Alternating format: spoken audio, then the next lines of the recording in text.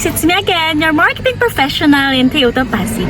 Ngayon, meron tayong bisita. Ibisita natin yung client natin from 3 months ago, si Mr. Tambua, ang Tambua family. Yan. Si Mr. Tambua ay isang repossessor sa isang company.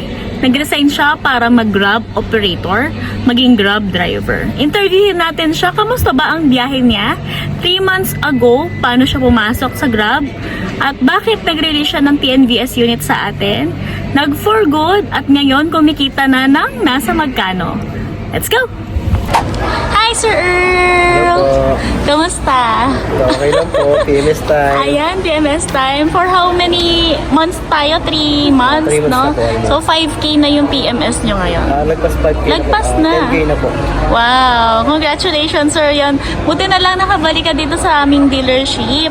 So, interviewin lang kita kasi si Sir Tambua ay kumuha ng unit sa amin, Avanza, Yes, po. na pang-Grab, no? Pwede natin siyang, pwede ba natin tulungan yung mga audience natin sa pagpasok po sa TNVS? So, sir, bali, sa unang pasok mo sa TNVS, anong unang ginawa mo?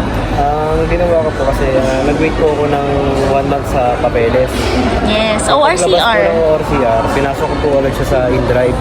Yes, Kasi okay. nag-InDrive na po, na-activate po agad ako ng 1 day lang. Biyaya agad ako habang nag-wait ako ng activation sa Grab saka sa PA na rin po.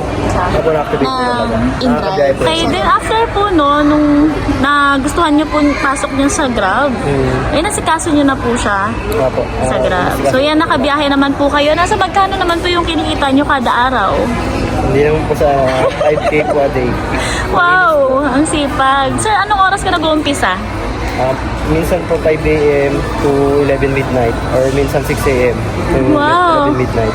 Grabe, paano yung tulog mo niyan, sir? Then may tambay naman na rin lang. Oo. Kasama na yung pahinga ko dun sa yung araw na yan.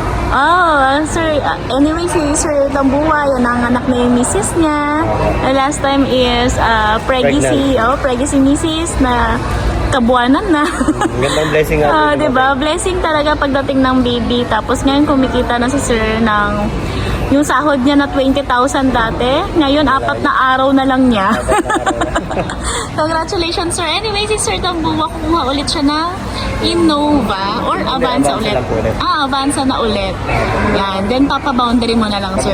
Sa kakilala ko po. Yes, thank you so much, Sir Earl. May re-recommend niyo pa si Miss Pat bilang agent niya po. Thank you so much. God bless you po. See you po soon!